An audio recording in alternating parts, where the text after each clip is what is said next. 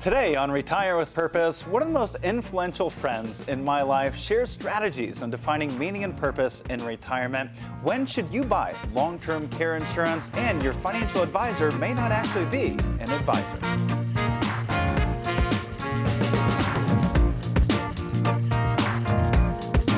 Are you prepared to retire with purpose? To retire knowing your savings is invested to meet unavoidable needs and expenses. It's not how much we make during the good times, it's how much we keep during those really bad times. Certified financial planner Casey Weed is president of Howard Bailey, an advisory firm that believes successful retirement begins with a detailed financial plan, personalized to help achieve your life's purpose. Whatever risk you faced, we've got a plan. The Howard Bailey team is committed to practical financial planning, so you can enjoy family and the future without uncertainty or stress. Stay tuned and learn how you too can retire with purpose.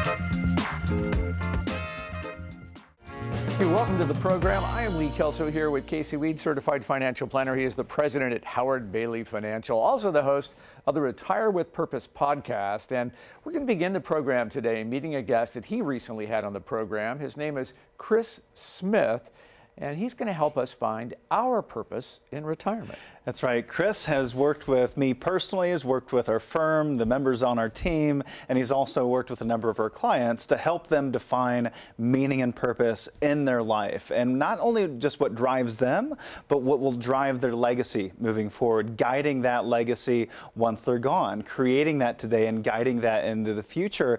And we talk a lot about meaning and purpose because he helped us define that for our families and build into our planning process on the front end. How do we help people create that meaning and purpose in their life and nail it down to mission and vision and values? What's that look like for a retiree? And many times when we have this conversation with a new family for the first time, they come in and visit with us and we talk about purpose and meaning, they'll say, I feel like it might be too late. You know, I've kind of gotten past that point in my life. I'm moving on to something different. I don't know if I can define my purpose at this point. And Chris says that it's never too late to refine, redefine, or define your purpose. I've heard from a lot of people that nearing retirement age or who are retired is it's kind of like this feeling of like, oh, our best years are behind us, right? Like maybe it's too late to define our purpose. You know, we should have done that in our 20s or our 30s or our 40s. And it's like, well, the best time to plant a tree was 20 years ago. The second best time is now.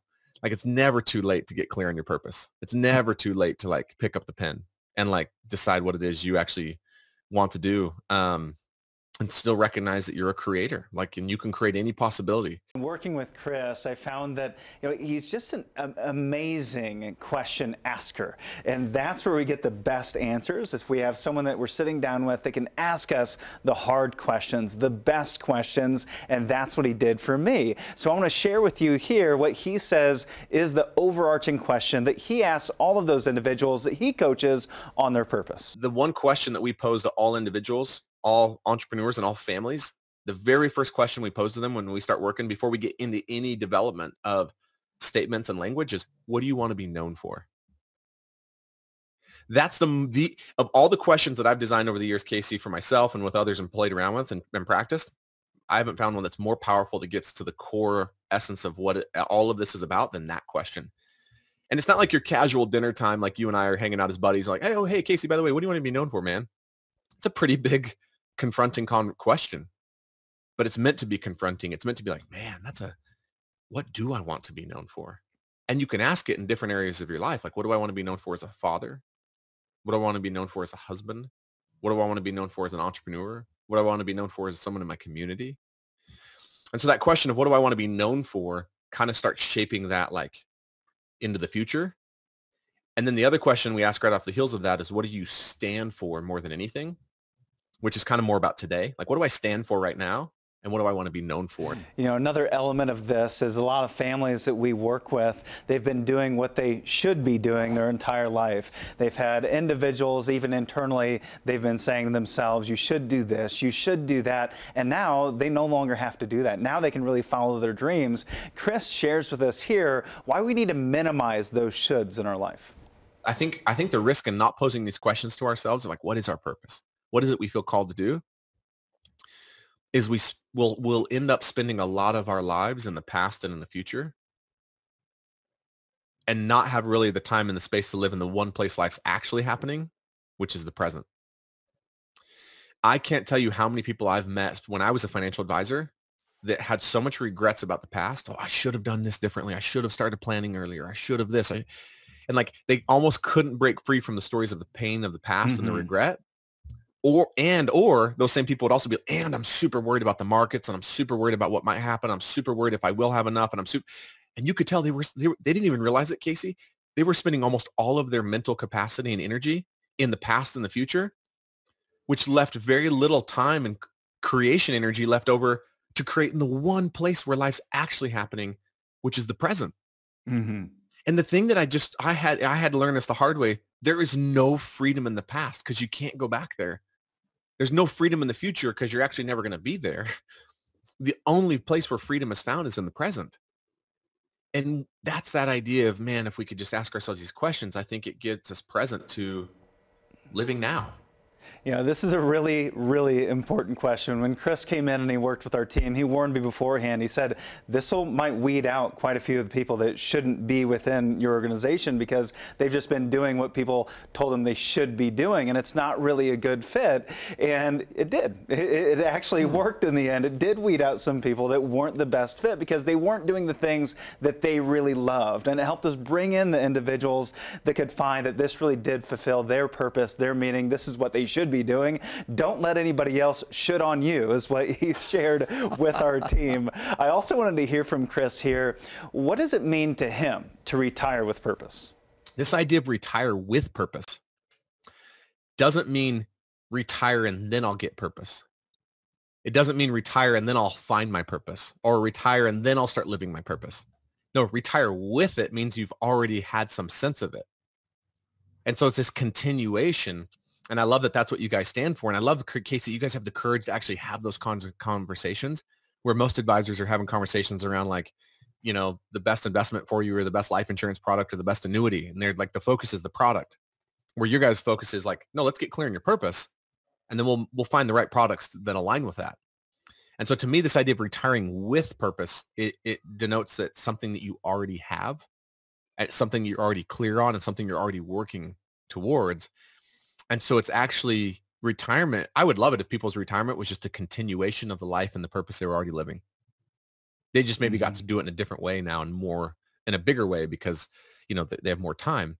But that their life wasn't like, oh man, I've spent 40 years just grinding away with my head down. Now I look up and it's actually kind of scary. I don't know. Where people are like, no, I'm just, it's just a continuation into my purpose and in my life that I've already been living. Wow. Yeah, it's so good, so beautiful. I mean, if you want someone to really challenge you and get you to start thinking about your thinking, this is the guy to do it. And you can hear more from Chris if you go to retirewithpurpose.com/podcast and look for episode number 146. Now, after that conversation, I don't want to put a should in front of you. I don't want a should on you, but maybe you should be thinking a little bit about retirement in a different way, and what purpose is it going to mean for you, and are you configured for that meaning that you want to bring to your life in retirement? Well, I hope you're one of the next 10 people to call the number on your screen and request a meeting with a member of the Howard Bailey team to get a sense of how well prepared you are for some of the vagaries that can happen in retirement: taxes, a stock market going crazy, inflation, all those things you need to think about. And you can, with the help of an independent professional, either on the phone, virtually. You can do it right from your own home. Just call 866-482-9559, be one of the next 10 callers, and you can receive a complimentary consultation. When we come back in just a minute, we're answering your questions. Stay with us. Unprecedented times can present enormous opportunity, especially when it comes to your retirement plan. The key is knowing what resources you have at hand, one of which is the Coronavirus Relief Bill, also known as the CARES Act. If you want to learn more about how this $2 trillion package could impact your retirement, join Howard Bailey Financial as we host financial professionals Marty Ruby and Becky Swansburg for a complimentary webinar on maximizing your lifelong savings. Upcoming webinar times are limited, so secure your spot now by calling 800-205-9965. So it's time for Casey to get busy answering some questions. And if you'd like him to answer one of your questions, we make it real easy. Just go to retirewithpurpose.com, scroll down on the page. You'll see a little place to enter your question. And we might call you up, ask you to ask your question on the air. That's what we did with Jim from Convoy, Ohio. At what age should I consider purchasing long-term health care? Jim, that's a good question. It's one that's quite often asked. And you hear all the talking heads out there going, well, you should buy it between 50 and 60, or between 55 and 65, or you have to buy it by 60 or 70. Every so-called expert has their idea on when you should buy long-term care insurance. But I don't know that that's the reality. I think it's more about the process, the planning that you're going through in your financial life. It should follow a step-by-step process. It doesn't start with long-term care. So you could be 60 years old, you don't have an emergency fund set up. Well, maybe that should be the first step. Many families can't afford long-term care insurance. They can't afford putting together a long-term care strategy, and they have to go without it. Not everyone can have long-term care coverage. It really is a luxury. Being able to buy long-term care or being confronted with the decision on whether to buy it or not, it really is a high-class decision, one that not everyone can afford to purchase and place inside their financial plan. And if you can't do it, that's okay. It doesn't mean that you can't retire without long-term care insurance. The vast majority of retirees, they don't carry long-term care insurance, and they're going to do perfectly fine.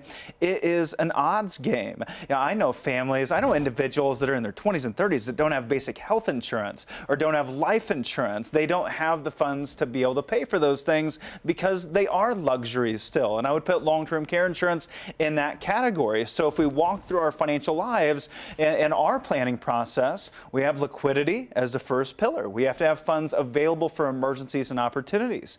We have income as number two. We have to have an income that we cannot outlive, regardless of what happens in the stock market. Then we have growth. We have to have funds that are set aside for flexibility to defend against the unknown, like inflation and the impact it might make in your life. Then you have estate planning, where we have healthcare planning, and we also have legacy planning.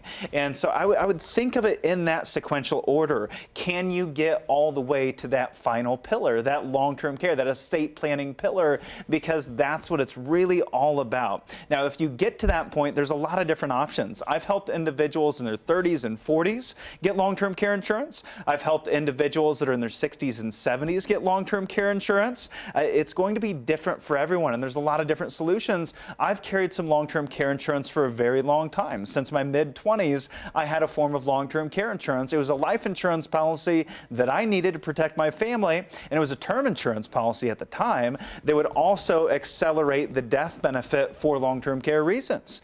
And you also might find that you have some cash laying around that's not doing anything, some lazy money, as we call it. We might be able to rearrange some of those assets, keep it liquid, but also create some long-term care benefits on the side. So evaluate all of your options, but make sure you follow a process to determine if it really is something that you can afford.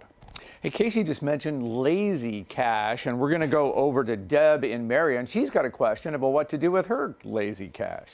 Are CDs a good place to park money for those of advanced years? Well, Deb, it just depends on how disappointed you want to be.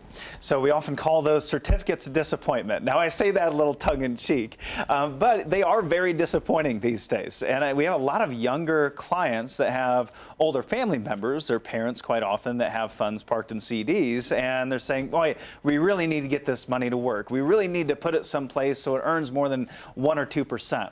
Now, if you're 85, 90, 95 years old, how much return do you really need? What kind of impact is that going to make in your life? We have no problem with CDs if they're going to be there in those later years, because they can provide quite a bit of liquidity, and they can also provide a little bit of interest along the way. And greater than all of that is peace of mind that it brings those individuals that we see that are in those later years that have some money in CDs. Now, I'm also going to say this. What do you mean by park? You park money there. What are you parking money there? What's the purpose of parking funds there? When we park in a parking lot, usually we're there for a reason, right? We're there for a certain period of time to do X, Y, and Z. And that's probably the same thing when you think about parking funds in a CD. If it's there for emergencies, that might be perfectly fine. If it's there for very short-term needs, 6 months, year, 2-year needs, then that's probably a perfectly good fit. Now, if these are dollars that you don't need right now, you just want to make sure they're earning a fixed rate of return, maybe you have 4, 5, 6-year term on those dollars, well, we've been able to help people rearrange CD dollars and allocate them to fixed annuities where they're earning 3 or 4% instead of 1 or 2%. They've got a 5-year term, much like a CD.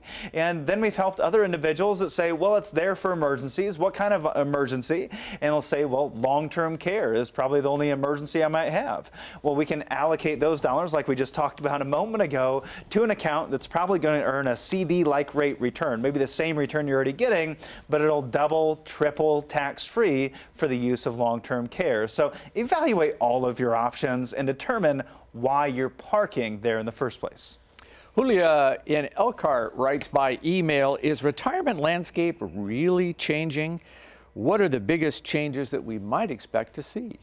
Well, Julia, I think in talking to a lot of these experts that I have on the Retire with Purpose podcast, and a lot of these experts are people that are really ingrained in the retirement community, what comes up time and time again, there's a lot of different things that we could say are going to come up. I know Marshall Johnson on the radio show, he talked about one of the biggest pieces of the landscape that's going to evolve in the future is the tax landscape. We've never stepped into retirement with a government debt situation, this debt load quite the way it is, along with demographics. There's probably significantly higher taxes in retirement. But I think the main thing, and I even think that this piece that's changing so much also is having a big impact on the tax side and the government debt, that's longevity. You know, individuals are living a longer and longer lifetime in retirement. That is also putting heavier and heavier weight on Medicare and Social Security. And so I think a lot of this comes down to longevity.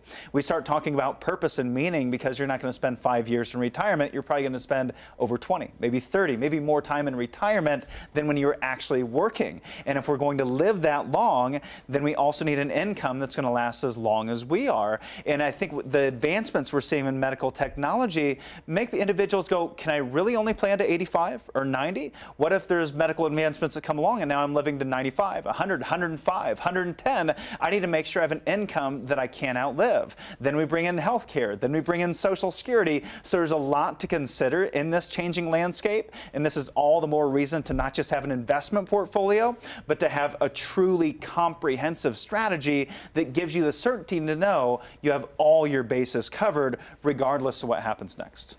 And doesn't that sound great to have all your bases covered? Well, here's how you can take the first step toward getting that done and exhaling with comfort, knowing that your retirement is now following a plan. And that is to be one of the next 10 people to call 866-482-9559 and request a complimentary meeting with a member of the Howard Bailey team, an independent review of where you're at in retirement and how well provisioned you are for all the things that Casey just mentioned. You can do that over the phone. It can be virtually, a Zoom type of meeting, whatever's most comfortable for you. It can be done in half an hour, but it's important to take that first step and get it done. Be one of the next 10 people to jump on board at 866-482-9559 and schedule a meeting with a member of the Howard Bailey team. All right, let's take a look at our question of the day. If you miss taking your RMD at 70 and a half or older, what percentage of the IRS is going to snag out of that withdrawal? We have the answer when we come back.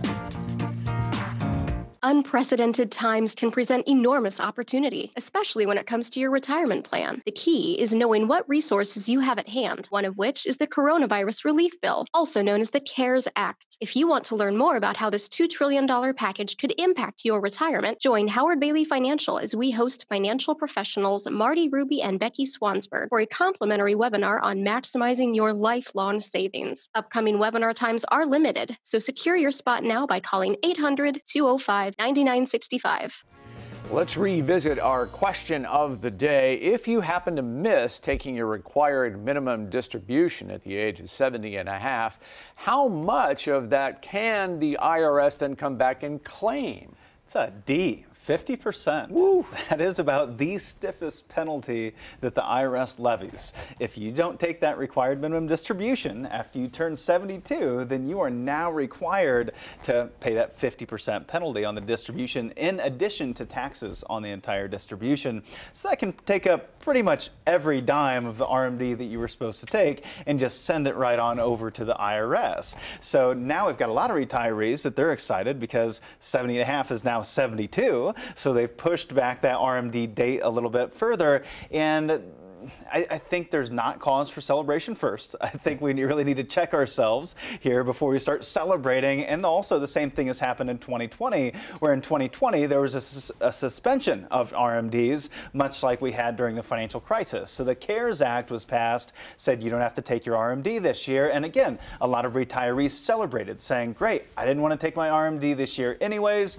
It always has a negative impact on my financial life. But I'm not sure that you should ever not take that RMD, or should wait all the way until you get to age 72, because some of the biggest frustrations I see out of retirees is when they're getting that RMD and it's getting bigger and bigger every year. It's pushing them into a higher and higher tax bracket, forcing them to pay not only more taxes, but it's also impacting their Social Security and Medicare. It's causing more of their Social Security payment to become taxable. That's what's known as the tax torpedo, the Social Security tax torpedo, how you might actually be paying more taxes in retirement than when you were working. And then you've got Medicare premiums. Medicare premiums also come with penalties that are levied due to your income. So if your RMD is too high, you're now getting hit with a higher tax bracket, higher Social Security taxes, and also Medicare premium penalties all at the same time. So there are strategies to eliminate that RMD from your tax return, but it always pays to get ahead of this. The sooner we can start working with families in their 40s, 50s, 60s to try to reduce the impact of that RMD down the road, the better off they're going to be.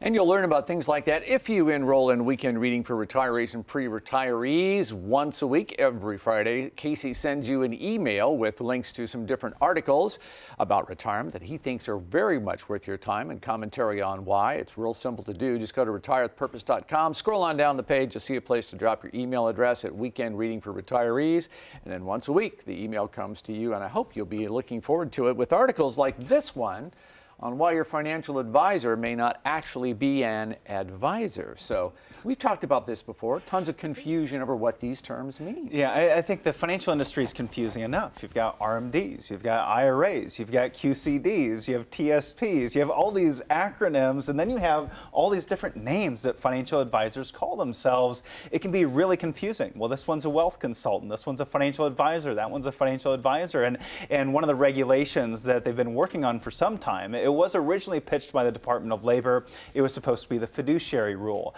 that required all financial advisors, whether they were brokers or not, to adhere to a fiduciary standard, meaning they would have the legal responsibility to act in the best interest of the clients and not themselves.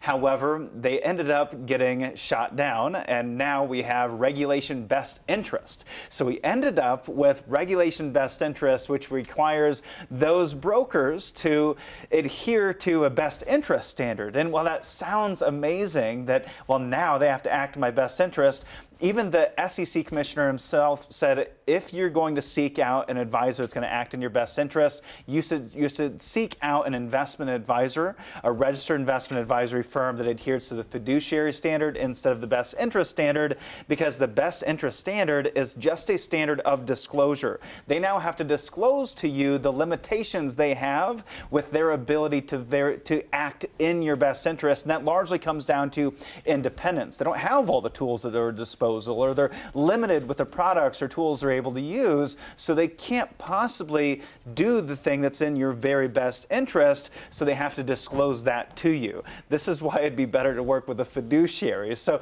one of the things as part of this rule is they said, you know, what we're going to do is we're going to take away the broker's ability, which is the vast majority of advisors in the country. We're going to take away their ability to call themselves financial advisors. Now they will have to pick another term. Only fiduciary advisors can still use the term advisor, financial advisor. Okay. That just seems like it's crazy that you can hold yourself out as an advisor and you're not obligated to do what's best for me. What do I need to look out for then when I go out into this marketplace? Yeah. Well, I think it's important to ask the question, are you a fiduciary? Because quite often, I think what you're going to see is individuals are going to ask that question, are you a fiduciary? Are you going to act in my best interest? And they say, oh, well, I follow the best interest standard.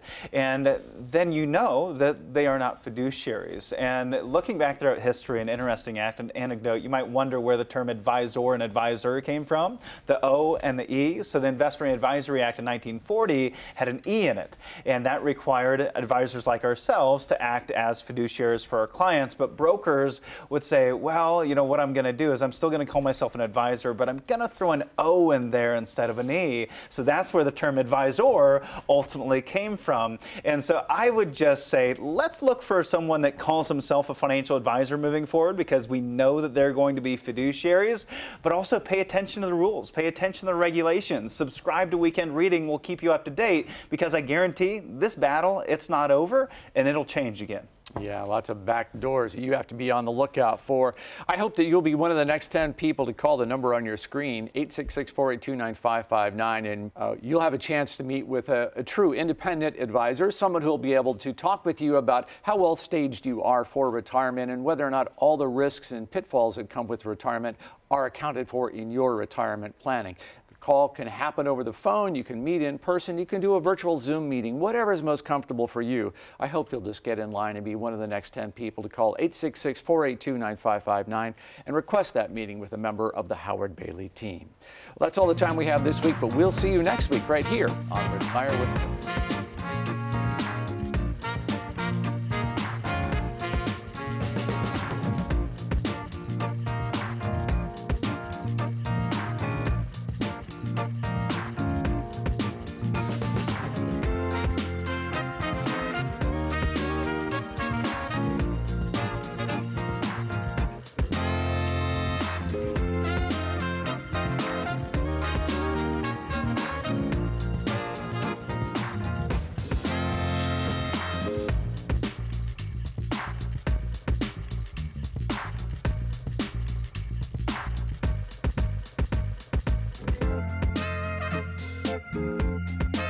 At Howard Bailey Financial, we feel passionately that you deserve a secure and independent retirement. That's why we're offering viewers like you a complimentary consultation to help keep you on that path. At our first visit, we'll spend time getting a genuine understanding of your goal and the purpose for your retirement, so we can present a realistic assessment of your needs. We'll provide you with a cost analysis so you can better understand what your current financial strategy is really costing you. A portfolio stress test to see how much unnecessary risk you might be taking with your nest egg. And a tax review showing you how you could potentially reduce your taxes and increase your income.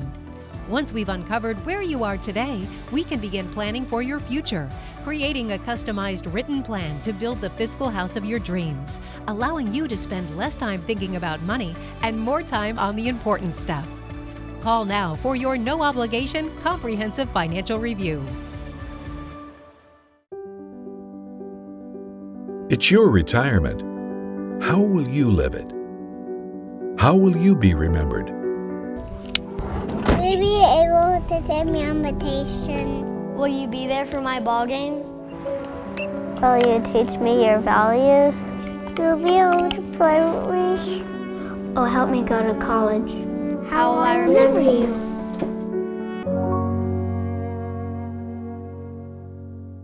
Unprecedented times can present enormous opportunity, especially when it comes to your retirement plan. The key is knowing what resources you have at hand, one of which is the Coronavirus Relief Bill, also known as the CARES Act. If you want to learn more about how this $2 trillion package could impact your retirement, join Howard Bailey Financial as we host financial professionals Marty Ruby and Becky Swansburg for a complimentary webinar on maximizing your lifelong savings. Upcoming webinar times are limited, so secure your spot now by calling 800-205-9965.